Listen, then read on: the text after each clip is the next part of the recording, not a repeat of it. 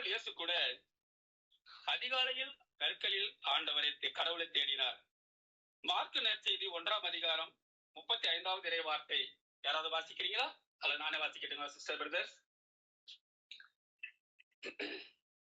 Mark நற்செய்தி 1ஆம் அதிகாரம். இயேசு விடியற்காலை கருக்களில் எழுந்து தனிமையான ஒரு இடத்திற்கு புறப்பட்டு சென்றார்.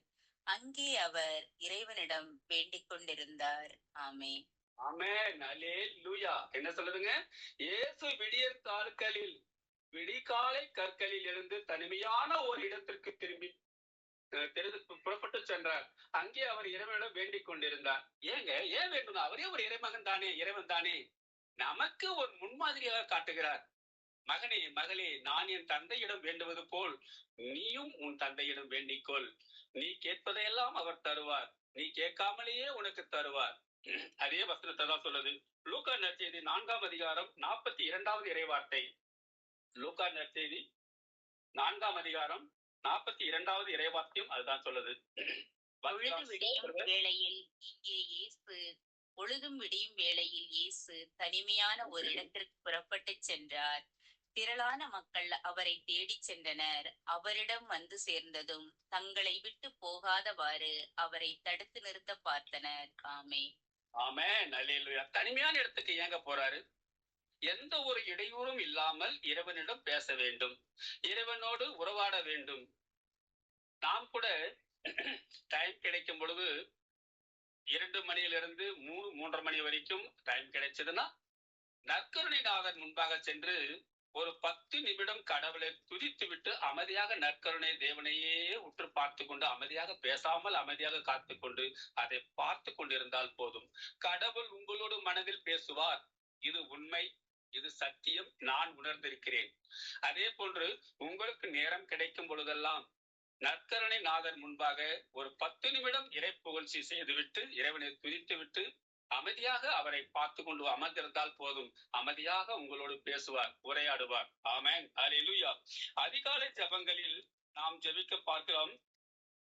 விடுதலை பயணங்களில் கூட காலையில் நீங்கள் ஆண்டவரின் மாட்சியை காண்பீர்கள் தான் சொல்லியிருக்கிறார் மோசே. மோசே சொல்லுவார், கடவுளின் மாட்சியை காலையில் நீங்கள் அனைவரும் காண்பீர்கள். அதே போன்று 1 குறிப்பேடு 23ஆம் அதிகாரம் 30வது இறைவார்த்தை சொல்கிறது, ஒவ்வொரு காலையிலும் மாலையிலும் ஆண்டவருக்கு நன்றி கூறவும் அவரை போற்றவும் வேண்டும். Praise the Lord. Hallelujah. சரிங்க, நாம கடவுளை யாராவது பார்த்திருக்கிறோமா? இந்தியாவுல 147 கோடி மக்கள் வசிக்கிறோம். அதுல ஒரு சில மக்கள் தான் நாம இருக்கு. குறைஞ்ச மக்கள் தான் நாம கிறிஸ்தவ ஆட்சிக்காரர் இருக்கோம். அதுல கடவுளை யாராவது பார்த்திருக்காங்களா? இல்ல, யாருமே பார்த்தது இல்ல. ஏன்னா மோசே சொன்னாரு, நான் பார்த்தாலே எனக்கு போதும் சொன்ன உடனே கடவுள் சொன்னாரு, நீ என்ன பார்த்தா செத்துருவ, என்ன பார்த்து யாரும் உயிரோடு இருக்க முடியாது. நான் கடந்து செல்லும் பொழுது என் பின்னலகை பார்த்துக்கொள். ஆமென். அல்லேலூயா. கடவுள் எப்படி இருப்பாருன்னா நம்ம சாயல தான் இருப்பாரு. நாம எப்படி இருக்கிறோமோ அப்படிதான் இருப்பாரு. ஏன்னு கேட்டா தொடக்க நூல் 1ஆம் அதிகாரம் 27வது இறைவார்த்தை இவ்வாறாக சொல்லுகிறது, கடவுள் தம் உருவில் மானிடரை படைத்தார். கடவுளின் உருவிலேயே அவர்களை படைத்தார். ஆணும் பெண்ணுமாக அவர்களை படைத்தார். Amen. Hallelujah. Praise the Lord. கடவுள் தம் உருவில் ஒவ்வொரு மனிதனும், இப்பொழுது ஆப்பிரிக்கா போனீங்கன்னா அங்க இருக்கிற மனிதர்கள் கரைன்னு இருப்பாங்க. அதே போன்றதான் கருப்பாக சிலுவை செய்து வச்சிருக்காங்க, சிலுவையில் ஆண்டவரையும். இப்ப நம்ம இந்தியா அமெரிக்கா போனீங்கன்னா எல்லாம் வெள்ளையில இருப்பாங்க, அங்க வெள்ளை உருவத்தை செஞ்சு வச்சிருப்பாங்க. அதனால மனிதர் கடவுளின் சாயலில் நாம் படைக்கப்பட்டோம். ஆமென். அல்லேலூயா. இரண்டாவது, கடவுள் எப்படி விடிகாலையில் திருப்பாடல் 5:3 ஆண்டவரே விடிற்காலையில் என் குரலை கேட்டருளும், வைகரையில் உமக்காக வலிமேல் விழிவைத்து காத்திருப்பேன். திருப்பாடல் ஆசிரியர் தாவீது சொல்லுகிறார், ஆண்டவரே விடிற்காலையில் என் குரலை கேட்டருளும். இப்பொழுது நாம 3 மணியிலிருந்து ஜெபிக்கிறோமே, நமது குரலை எல்லாம் கடவுள் கேட்கின்றார். நம்முடைய கணக்கில் அவர் அவர்கிட்ட இருக்கிற அந்த டைரியில, அதாவது அந்த புக்குல நம்ம பேர்லாம் எழுதி வச்சிருப்பார். இந்த மக்கள் என்னோடு தினமும் காலையில் 3 மணிக்கு எழுந்து ஜெபிக்கிறார்கள், துதிக்கிறார்கள், பாடுகிறார்கள், இறைப்புகழ் செய்கிறார்கள் என்பதெல்லாம் அவர் எழுதி வச்சிருப்பார். அதனால்தான் சொல்றார் திருப்பாடல் ஆசிரியர், திருப்பாடல் 5:3 சொல்றாரு, ஆண்டவரே விடியற்காலையில் என் குரலை கேட்டருளும், வைகரையில் உமக்காக வலிமேல் விழிவைத்து காத்திருப்பேன். ஆமென். அல்லேலூயா. ஆமென். அதே போல திருப்பாடல் 46:5 சொல்றாரு, அந்நகரில் நடுவில் கடவுள் இருக்கின்றார். எந்த நகரில்? துதிக்கின்ற மக்கள் மத்தியில், துதிக்கின்ற மக்கள் உள்ளத்தில், இதயத்தில் கடவுள் இருக்கின்றார். ஆமென். அது ஒருபோதும் நிலை குலையாது. வைகறை தோறும் கடவுள் துணை அதற்கு உண்டு. ஆமென். கடவுளை துதிக்கின்ற மனிதர் பக்கத்தில் எந்த ஒரு தீய சக்தியும் சாத்தானும் அண்டாது. அப்படியே அண்டினாலும் அவனை ஒன்றும் செய்ய முடியாது. எப்படி யோபுக்கு தீங்கு விளைவிக்க சாத்தான் கடவுளுடைய பர்மிஷன் வாங்கிட்டு எப்படி சோதித்தானோ, கடவுள் அவர் விடவில்லையே யோபுவை. கடைசியில் 2 மடங்காக கொடுத்தார் அல்லவா? அதே போன்றுதான் நம்மையும் நாம் துதிக்கும் பொழுது கடவுள் அத்தனை தீங்குகள் இருந்தும் நம்மை விடுவிப்பார். ஆமென். காலையில் உமது பேரன்பை பற்றி ஆர்ப்பரித்து பாடுவேன். திருப்பாடலாசிரியர் 59:16 சொல்றாரு, காலையில் உமது பேரன்பை பற்றி ஆர்ப்பரித்து பாடுவேன். ஆமென். அல்லேலூயா. கடவுள் நம்மை ஒவ்வொரு நாளும் ஒவ்வொரு நொடி பொழுதும் கண்காணித்துக் கொண்டுதான் இருக்கிறார். என் மகன் என்ன செய்கிறான், என்ன செய்கிறாள் என்று. காலையில் உமது பேரன்பையும் இரவில் உமது வாக்கு பிறலாமையும் 10 நரம்பு வீணையோடும் தம்புரு சூரமண்டல இசையோடும் எடுத்துரைப்பது நன்று.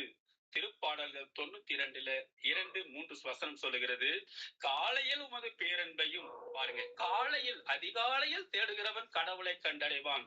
காலையில் உமது பேரன்பையும் இரவில் உமது வாக்கு பிறலாமையும் 10 நரம்பு வீணையோடும் தம்பூரு சூரமண்டல இசையோடும் எடுத்துரைப்பது நன்று. ஆமென். அல்லேலூயா. அதே மாதிரிதான் திருப்பாடல் 119-147 வசனம் அப்படித்தான் சொல்லும், வைகரையில் நான் உம்மிடம் வந்து உதவிக்காக மன்றாடுகிறேன். ஆமென். அவர்கிட்ட மன்றாடுறவங்களுக்கு யாரையும் இதுவரையும் கைவிட்டதாக ஒரு பொழுதும் யாரும் கேள்விப்பட்டிருக்க முடியாது. ஏன் கேட்டால் அவர் கொடுத்த சுவாசம் நமக்கு, நம்ம உள்ளத்தில், நம்ம இதயத்தில் ஓடிக்கொண்டிருக்கிறது. அது நிற்கும் வரை, அவர் எப்போது அந்த ஆவியை எடுத்துக்கொள்வாரோ அப்பதான் அது நிற்கும். அப்பதான் நம்மள டெட் பாடி என்று சொல்வார்கள். அதற்கு முன்பாக அவர் எந்த சூழ்நிலையிலும் உன்னை கைவிட மாட்டார். சின்ன சின்ன சோதனைகள் வருது என்றால் நாம செய்த பாவங்கள், நாம பேசிய வசை மொழிகள், நாம் திட்டியது, மற்றவர்களை ஏளனமாக பேசியது, மற்றவர்கள் ஏழைகளுக்கு உதவி செய்யாதது. ஆண்டவர் சொன்னார் இல்லையா, சிறு பிள்ளைகளுக்கு செய்தெல்லாம் எனக்கே செய்தீர்கள் என்று. அது போல காரணத்தினால் நமக்கு சின்ன சின்ன துன்பங்கள் வரும்.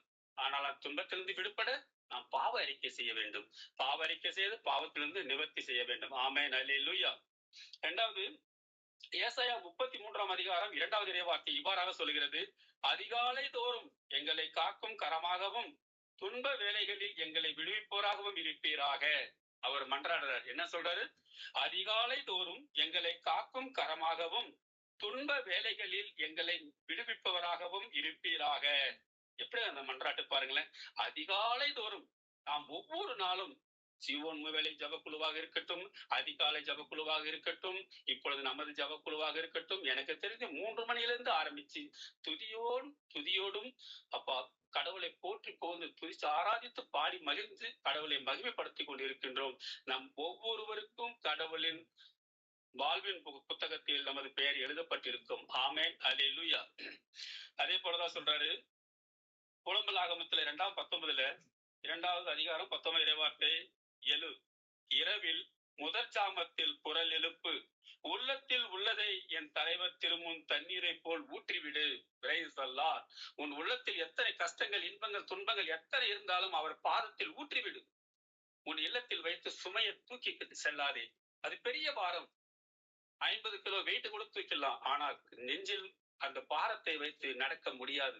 அதான் சொல்றாரு அவரு, எழு, இரவில் முதல் ஜாமத்தில் குரல் எழுப்பு, உள்ளத்தில் உள்ளதை என் தலைவர் திருமுன் தண்ணீரை போல் ஊற்றிவிடுன்னு சொல்றாரு. நம் மனசு எதுவுமே பார்த்த சுமந்து செல்லக்கூடாது. அதுக்காக கடவுள் சொல்லுவார், சுமை சுமர்ந்து சோர்ந்திருப்பவர்களே எல்லோரும் என்னிடத்தில் வாருங்கள், நான் உங்களுக்கு இளைப்பாறுதல் தருவேன் என்று சொல்லுவார். ஆமென். ஹல்லேலூயா. அதே போல ஆமோஸ்ல 4ஆம் அதிகாரம் 4வது இறைவார்த்தை வாசிக்கலாமா சிஸ்டர் பிரதர்ஸ்? நானே வாசிக்கிட்டுங்களா? நாள்தோறும் காலையில் உங்கள் பலிகளை கொண்டு வாருங்கள், 3 நாளைக்கு ஒரு முறை 10ல் ஒரு பங்கை செலுத்துங்கள். Price the Lord. என்ன சொல்றாரு? நாள்தோறும் காலையில் உங்கள் பலிகளை கொண்டு வாருங்கள், 3 நாளைக்கு ஒரு முறை 10ல் ஒரு பங்கை செலுத்துங்கள். கடவுள் கேட்கிறார், நீ 10ல் ஒரு பங்கு கொடுத்தால் மகனே, நான் அதை உனக்கு 100 மடங்காக கொடுப்பேன். சோதித்து பார்க்க வேண்டுமானால் சோதித்து பார். என்ன சொல்றாரு? வானத்தின் பலகணிகளை திறந்து வலிந்து ஓடுமட்டு கொடுக்கிறேனா இல்லையா என்று பார் என்று சொல்கிறார். அதனாலதான் சொல்றார், நாள்தோறும் காலையில் உங்கள் பலிகளை கொண்டு வாருங்கள், 3 நாளைக்கு ஒரு முறை 10 பங்கையும் செலுத்துங்கள். ஆமென், அல்லேலூயா.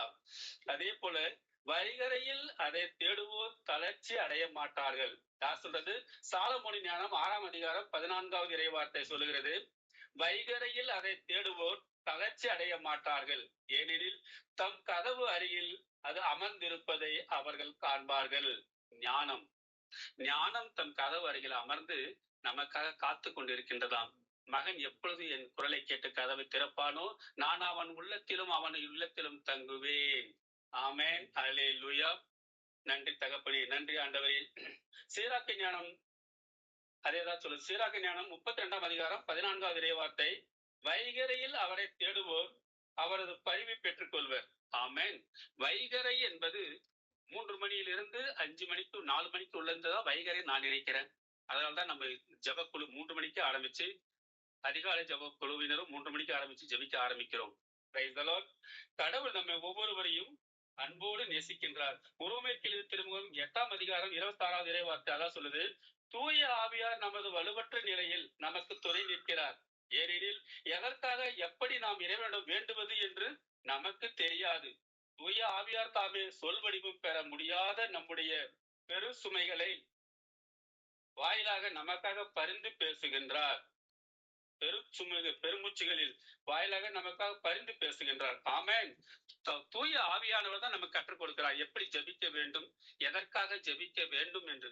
நாம் பாடல் கூட பாடுவோம், எனக்கு ஜெபிக்க கற்றுக் கொடுங்க ஆண்டவரே, நாம் பாடல் கூட பாடுவோம். அதே போன்றுதான் நாம் இன்று ஆண்டவர் திருப்பாதத்தில் அமர்ந்து ஜெபித்துக் கொண்டிருக்கின்ற அன்பு சகோதர சகோதரிகளே, நம் ஒவ்வொருவரையும் கடவுள் நேசிக்கின்றார். நம் ஒவ்வொருவரையும் பெயர் சொல்லி அழைக்கின்றார். நம் ஒவ்வொருவரையும் அவரது உள்ளங்கையில் பொறித்து வைத்திருக்கின்றார். ஆண்டவர் இயேசு நம்மை ஆசீர்வதித்து நம்மை வழிநடத்துவார். என் அன்பின் தகப்பனே, எங்கள் அன்பின் பரலோக பிதாவே, உம்மை ஆராதிக்கிறோம் தகப்பனே. அப்பா, உம்மை வாழ்த்துகிறோம், வணங்குகிறோம், போற்றுகிறோம், புகழ்கிறோம், மகிமைப்படுத்துகிறோம் தேவனே. தேவாதி தேவனே, எங்கள் நல்ல தகப்பனே. அப்பா, இந்த ஜபக்குழுவை ஆசீர்வதித்தலும், ஜபக்குழுவை நடத்துகின்ற எங்கள் அன்பு சகோதரியை ஆசீர்வதித்தலும், அவர் கணவர் பிள்ளைகள் அனைவரையும் ஆசீர்வதித்தலும். அப்பா, இந்த ஜபக்குழுவில் இணைந்து ஜபிக்கின்ற அனைத்து சகோதர சகோதரிகளையும் அப்பாவும் திருப்பாதத்தில் வைத்து சமர்ப்பிக்கிறோம். அனைவரையும் பொறுப்பெடுத்து வழிநடத்துங்க. ஜீவனும் பசுத்தும் உள்ள நல்ல பிதாவே. ஆமென், ஆமென், ஆமென்.